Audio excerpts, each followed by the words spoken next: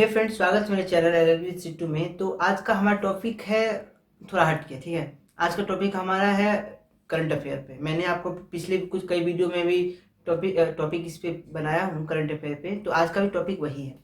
तो सबसे पहला टॉपिक का, जैसे आप लोगों ने थंबनेल और नाम से पता चल गया है कि आज किस चीज़ के बारे में हम डिस्कशन करने वाले हैं। तो यह केस शुरू होता है साउथ इंडिया में, ठीक है। तो कर्नाटका, आप जानते हैं कि इसमें बीजेपी की सरकार है। तो यहाँ पे एक नया कानून आया है। नया कानून का जो बिल आया है, अभी कानून बना नहीं है, बिल है, ठीक है। इस बिल को अप्रूवल मिल गया है, बिल पास हो चुका है कर्नाटका के उसमें से। ये बिल पास हो चुका है कर्नाटका असेंबली में। तो ये बिल है क्या, बेसिकली ये हम जानते हैं। तो सबसे पहला चीज़ देखेंगे कि व्हाट हैपन, हुआ क्या था। हुआ क्या है कि इतना मतलब वहाँ पे हल्ला हुआ, इतना आप खुद देखे हैं वीडियोस में, अभी न्यूज़ में देखे होंगे कि वहाँ पे चेयरमैन के पास उप सभापति वाइस चेयरमैन के सामने जाकर के इतना हल्ला हुआ, बवाल हुआ।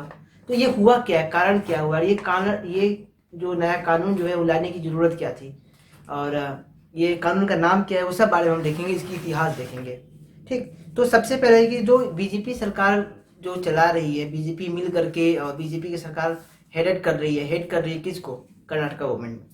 तो कर्नाटका में एक नया कानून आया है जिसका नाम है Karnataka prevention of slaughter and prevention of kettle bill 2020, ठीक है। ये एक बिल है, केटल के ऊपर में है कि केटल के स्लटर बंद होना चाहिए, उसको प्रिवेंट करने के लिए, और जो जानवर है उसको बचाने के लिए आया है।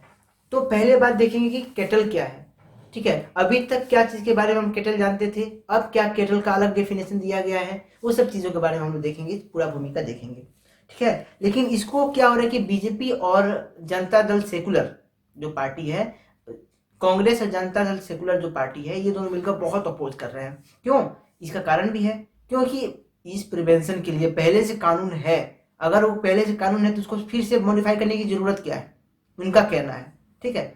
विपक्षी पार्टी को ये कहना है कि कानून है तो इसको बनाने की जरूरत क्या है फिर से दोबारा, और ये कानून क्यों आया, ये भी जानना जरूरी है हम लोगों को।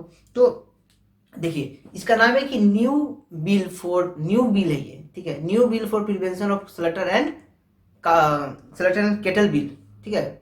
तो प्रिजर्वेशन ऑफ केटल बिल 2020 का ये केस है, ये एक्ट बिल है।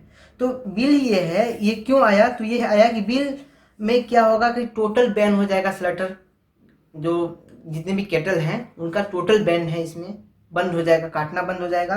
और पनिशमेंट जो है और स्ट्रेंथ किया जाएगा, पनिशमेंट में और बढ़ाया दिया जाएगा, ठीक है। तो क्या है, क्या बढ़ाया जाएगा, कितना बढ़ाया जाएगा, वो सब हम लोग इस वीडियो में अच्छे से देखेंगे। तो सबसे पहले देखिए हम लोग व्हाट हैपेंड, हुआ क्या। हुआ यही कि एक नया बिल पेश किया, वहाँ पे बवाल हुआ, लेकिन भी बवाल होने के बावजूद भी बहुमत की वजह से ये लोग वहाँ के हाउस में पास हो चुका है, वहाँ के असेंबली में पास हो चुका है, ठीक। यह कानून किसके लिए है, prevention of cow and kettles, not cow, kettles के लिए है, ठीक है। तो केटल किस चीज़ के बारे में कहते हैं उसके बारे में हम आगे देखेंगे, डेफिनेशन क्या है वो हम देखेंगे ये तो। लेकिन इसके ऊपर एक ही नहीं, इसके ऊपर पिछले दो बार अलग अलग कानून बन चुके हैं, तीन बार इसको लागू कर किया जा चुका है। सबसे पहले 1964 में एक कानून बना था, इसी नाम से 1964 में कानून बना था। कानून का नाम क्या था, Karnataka prevention of slaughter and preservation of kettle bill, ठीक है। तो 64 में था, 1964 में था। फिर क्या हुआ, 2010 में बीजेपी की सरकार बनी कर्नाटका में। बीजेपी की सरकार उस समय किसके, कौन थे उसके सीएम, DY येदियुरप्पा जो थे वो सीएम थे। उन्होंने एक बिल लाया, बिल में यह था कि जो गाय है कट रही हैं, और जितने भी केटल्स हैं जो सल्टर किया जा रहा है, वध किया जा रहा है, ये वध को रोका जाए, ये था उसमें। लेकिन कुछ कारणवश 2013 में क्या हुआ कि सरकार गिर गई, सरकार मतलब खत्म हो गया उनका टेन्यूर, और ये कानून पास नहीं हो पाया। वहाँ पे वहाँ के जो गवर्नर साहब थे वो उसको आगे नहीं बढ़ा पाए। तो फिर दोबारा कानून को रिन्यू किया गया, फिर से गवर्नमेंट क्या करी, कांग्रेस की गवर्नमेंट क्या करी, उसको और थोड़ा नॉर्मलाइज कर दी और कम कर दी। और इस बार क्या हुआ इसमें कि नया कानून आया। देखिए, देखते हैं कि 1964 में क्या हुआ। तो उसमें क्या था कि allow the slaughter of bullock, bullock मतलब होता है बैल, ठीक है। बैल को बुलक भी कहते हैं। तो लड़का, गाय का जो लड़का होता है, मेल होता है, उसको बुलक कहते हैं। बुलक का काटा जा सकता था, और बफेलो मेल और फीमेल दोनों काटे जा सकते थे। ये 1964 वाला कानून था, जिसको फिर से लागू किया कांग्रेस सरकार ने। कब किया? 1964 के बाद फिर 2013 में। 10 तक तो वो था, वो अपना बात कर रहे थे, फिर इसको लागू करवा दिया गया। और इसमें क्या था, इट वाज सर्टिफाइड बाय के, और ये इसको कौन कॉम्पिटेंट अथॉरिटी इसको ऑथोराइज करती थी। और एज क्या था इसका? 12 ईयर्स तक था। जो जानवर कटेंगे वो 12 साल के ऊपर वाले के जो भी हों सब कट जाएंगे, ठीक है। तो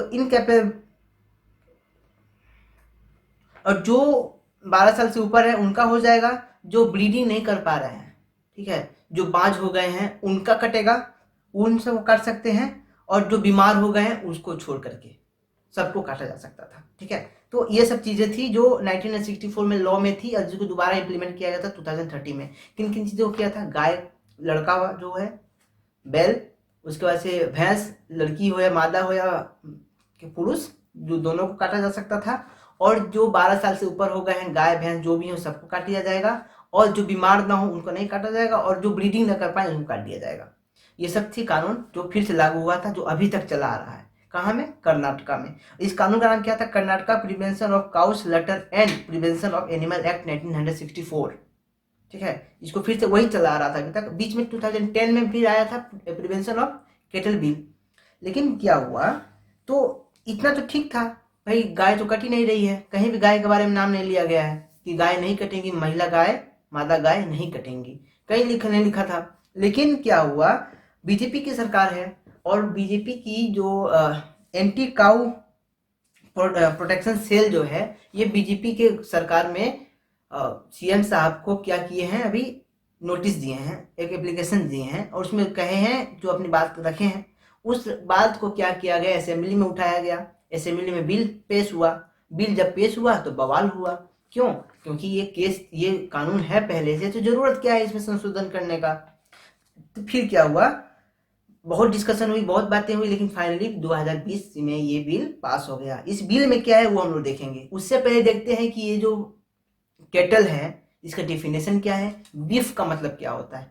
क्योंकि जब कहाँ से कहीं से भी लाएंगे तो जब कैटल काटेंगे तो बीफ ही कहलाएगा। मटन, चिकन, बीफ, 3 प्रकार का मीट होता है, 4 प्रकार का मीट होता है। Pork, chicken, mutton, beef, lamb, 5 प्रकार का मीट होता है। मीट को आप 5 प्रकार में कैटेगराइज कर सकते हैं। तो इसमें बीफ क्या है इसके बारे में डिफाइन किया गया है, और कैटल क्या है उसके बारे में डिफाइन किया गया है, ठीक है। तो देखते हैं सबसे पहले क्या, while beef is defined as the flesh of cattle in any form. Beef is defined as the flesh of any type of cattles flash.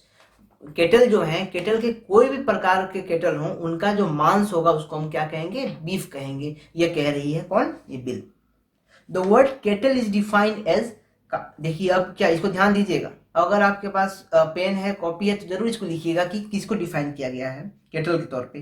Cow, calf of cow, the bull, bullock, he और she, he and she buffalo, मतलब buffalo लड़का buffalo या मादा हो या मर्द हो, ठीक है। इनका below the age of 13 age, इन लोगों को 13 एज के नीचे वालों को केटल कहा गया है, और केटल का काटना बैन हो गया है। आप बातों को समझिएगा कैसे इसमें बताया गया है, केटल क्या है और केटल को काटना बैन हो गया है। सुनिए, अभी पूरा रेस्ट्रिक्शंस नहीं है, पूरे तरफ से गाय बंद हो गई, बफेलो बंद हो गई, ये बात नहीं है कि नहीं कटेंगी, कटेंगी, ठीक है। स्लॉटर हाउस ऑन रहेंगे, वहाँ के जो काम करते हैं कर्मचारी हैं उनका जॉब चलेगा, बट यहाँ पे बट आता है, क्या है, केटल। देखिए, क्योंकि जगह सबसे पहले लिखा हुआ है कि यहाँ पे केटल बंद हो जाएगा, केटल काटना, लेकिन the word cattle is defined as cow, calf of cow, गाय, गाय का बछड़ा, गाय का जो बैल, बुलक हो गए, ही और सी बफेलो, मर्द हो या मादा buffalo, below the age of 13 years, below the age of 13 years, 13 years के नीचे के जितने भी हैं सब नहीं कटेंगे, उसके ऊपर वाले सब कट सकते हैं, ठीक। यह इसमें कानून में लाया गया है। The bill also termed, bill में ऑल्सो एक नाम लाया गया है, नया नाम लाया गया है, जो है शेल्टर। जो है गाय रखी जाती है, गाय को के रखे जाने को क्या कहते हैं हम लोग, शेल्टर कहते हैं। तो विभाग जो है वहाँ का हस्बेंड्री विभाग जो है, एनिमल हस्बेंड्री विभाग क्या कर रही है, इसको चेंज की है, डिपार्टमेंट ऑफ हस्बेंड्री, इसको नाम चेंज कर दी। अब क्या शेल्टर नहीं कहलाएगा, अब ये शाला कहलाएगा, ठीक है, गौशाला। अब क्या कहलाएंगे, जो भी आदमी अपना घर में केटल शेल्टर खुलवाता है, अब केटल शेल्टर नहीं लिखाएगा, जब कहाँ भी कॉपी पेश की जाएगी वहाँ पे गौशाला लिखा जाएगा। ठीक है, ये नाम को फेरबदल किया गया है, इसे को आप जानते हैं बीजेपी सरकार में नाम ही चेंज होता है, कुछ नहीं होता है। ठीक है, तो ये नाम चेंज किया गया है, यही था इसमें कानून में। तो who has the power to conduct, जो ये काम है, जो ये पता करना कि कौन कर रहा है कौन नहीं कर रहा है, क्योंकि अब लॉ में आते हैं हम लोग। अभी तक लॉ जानते थे, अब प्रोसीड्यूर देखेंगे। अभी तक हम लोग देखा एक तरह से मान लीजिए आईपीसी था ये, अब हम देखेंगे सीआरपीसी। आईपीसी में क्या था कि यह है ऐसा ऐसा है, अब इसमें प्रोसीड्यूर कैसे चलेगा, इसमें सजाएं कैसी हैं वो देखेंगे, कानून के बारे में हम लोग जान गए।